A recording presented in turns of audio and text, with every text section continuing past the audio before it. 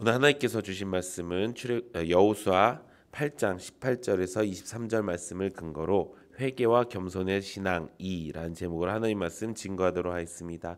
약속의 땅 시리즈 36번째 시간입니다. 오늘의 회개와 겸손의 신앙이라는 제목을 가지고 말씀을 나누는 두 번째 시간입니다.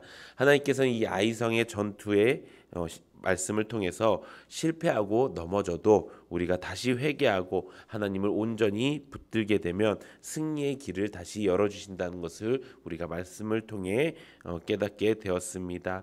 우리 가운데 실패하는 일은 당연히 있을 수밖에 없습니다. 왜냐하면 우리는 육신을 가진 연약한 자이기 때문입니다. 그 육신을 가지고 이 땅을 살아가는 데 있어서 이 땅의 세상 사람들과는 전혀 다른 삶을 살아가기 때문인 것입니다. 그래서 세상 사람들이 하나님을 믿는 사람들을 미워하는 것이 당연하다고 성경에는 말씀하고 있습니다. 안에 있는 것이 완전히 달라졌기 때문입니다.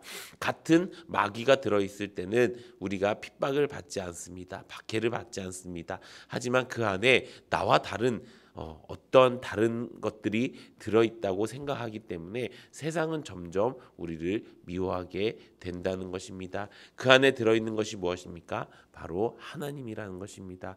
우리 안에 하나님이 계시기 때문에 우리는 핍박받는 것입니다. 반대로 이야기하면 우리가 핍박받지 않는 삶을 살고 있다면 우리 안에 아직 하나님이 계시지 않을 수 있다는 것입니다. 사랑하는 성도 여러분, 핍박을 기뻐하고 고난을 기뻐할 수 있는 우리 모두가 되기를 예수님의 이름으로 축원합니다. 그래서 어제 우리가 배운 것이 회개의 신앙이었다면 오늘의 배울 말씀은 겸손의 신앙에 대한 말씀입니다. 하나님께서는 이스라엘 백성들이 회개를 통해서 다시 이 아이성을 공략하도록 하셨습니다. 그리고 구체적으로 어떻게 해야 될지를 가르쳐 주셨습니다. 그리고 나서 이스라엘 백성들에게 원하신 것은 바로 겸손이었습니다. 우리가 겸손하면 여러 가지 행동들이 떠오릅니다. 어떤 행동이 떠오르죠? 가만히 있는 것, 그 다음에 잘난 척하지 않는 것, 또 내가 높아지지 않는 것, 여러 모습을 떠오르게 됩니다. 그런데 오늘 보여주는 이스라엘 백성들의 겸손의 모습은 우리가 알고 있는 그 겸손의 모습과는 조금 다른 겸손의 모습이었습니다. 그렇다면 이 이스라엘 백성들이 가지고 있었던 그 겸손의 모습은 어떤 모습이었을까요? 우리가 두 가지로 살펴보기 원합니다. 첫 번째, 이스라엘 백성들의 겸손의 신앙은 바로 하나님의 약속의 말씀에 적극적으로 반응하는 신앙이었습니다. 오늘 본문에 보면은 치밀하게 계획을 세우고 그것을 실천하는 이스라엘 군대의 모습이 우리가 볼 수 있습니다. 오늘 본문 말씀 여호수아 8장 18절에서 20절 말씀 보면 이렇게 기록되어 있습니다. 여호와께서 여호수아에게 이르시되 내 손에 잡은 단창을 들어 아이를 가리키라. 내가 이 성읍을 내 손에게 넘겨주리라. 여호수아가 그의 손에 잡은 단창을 들어 그 성읍에 가르키니 그의 손을 드는 순간 복병이 그들의 자리에서 급히 일어나 성읍으로 달려 들어가서 점령하고 곧 성읍에 불을 놓았더라. 아이 사람이 뒤를 돌아본즉 그 성읍의 연기가 하늘에 닿은 것이 보이니 이 길로도 저 길로도 도망할 수 없이 되었고 광야로 도망하던 이스라엘 백성은 그 추격하던 자에게로 돌아섰더라. 아멘. 이들의 어떤 모습이 달라졌을까요? 이전에 아이성의 전투 1차 전투 때는 이렇게 열심으로 전심전력으로 하지 않았습니다. 하나님의 말씀을 의지하지도 않았고 그저 요 정도면은 우리가 이길 수 있겠지라는 교만의 모습을 그들이 보였다는 것입니다.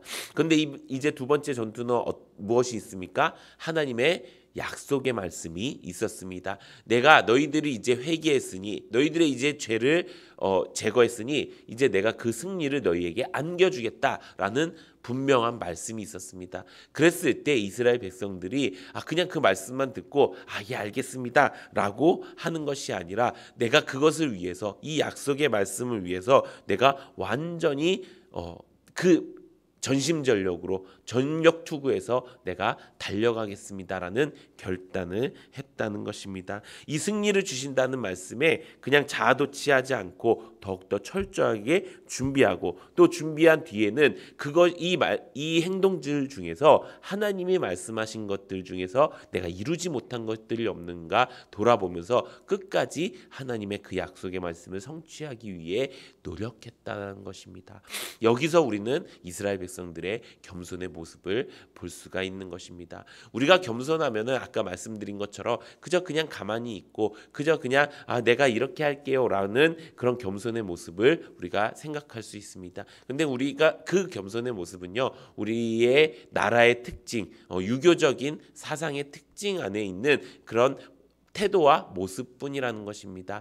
성경이 말하는 겸손의 특징은 무엇입니까? 하나님이 주시는 이 약속의 말씀을 붙들고 그 말씀을 온전히 내가 철저하게 준비하고 내가 그것을 위해서 완전히 달려가는 그 모습, 그것이 겸손의 모습이라는 것입니다.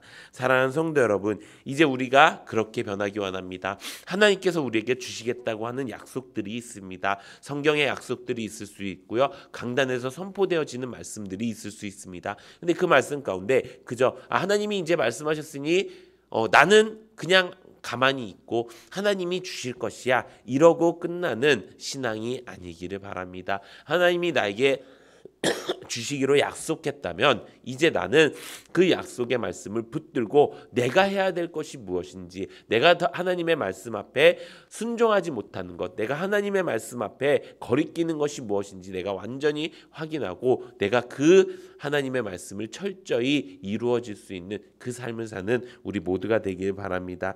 그것이 주님 앞에 겸손인 줄 우리가 깨닫고 그런 하나님 앞에 겸손하는 모습으로 살아가는 우리 모두가 되기를 예수님의 이름으로 축원합니다. 두 번째 이스라엘 백성들의 겸손의 모습은 바로 자신들을 돌아봤다는 것입니다. 이 이스라엘 백성들과 이 아이성에 있던 군사들, 또 아이성의 왕이 실패했던 이유가 있습니다. 동일한 이유가 있습니다. 그것은 무엇일까요? 작은 승리에 도취해 있었다는 것입니다. 이스라엘 백성들은 여리고성을 점령했습니다.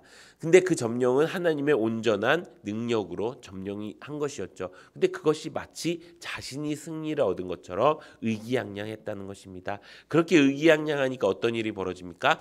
아이성은 그렇게 커 보이지가 않았다는 것입니다. 그래서 하나님의 말씀과는 상관없이 내 습관대로, 내 생각대로 요 정도면 되겠지라고 생각하며 갔기 때문에 패망할 수밖에 없었습니다. 근데 아이성의 왕도 또 아이성의 군사들도 마찬가지였습니다.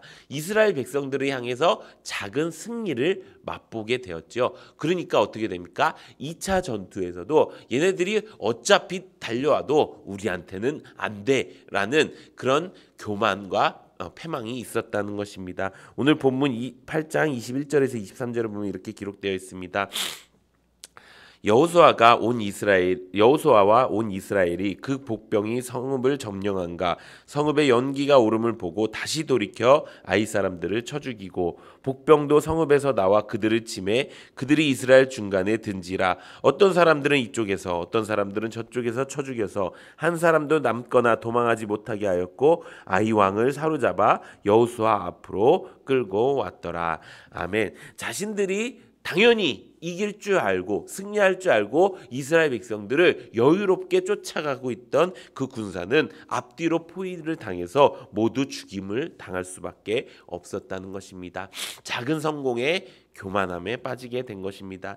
내가 경험한 것이나 내가 알고 있는 것으로 내가 상황을 해석하고 행동의 근거를 삼게 되면요, 오류를 범하게 되고 교만에 빠질 수밖에 없다는 것입니다. 그렇기 때문에 언제든지 우리는 하나님이 주시는 그 말씀을 기준으로 살아가야 된다는 것입니다. 그것이 나를 돌아보는 교만하지 않는 겸손의 신앙이라는 것입니다. 혹시 내가 하나님 앞에 삶을 살아가는 동안 내가 하나님 앞에 승리했던 기억이 있습니까?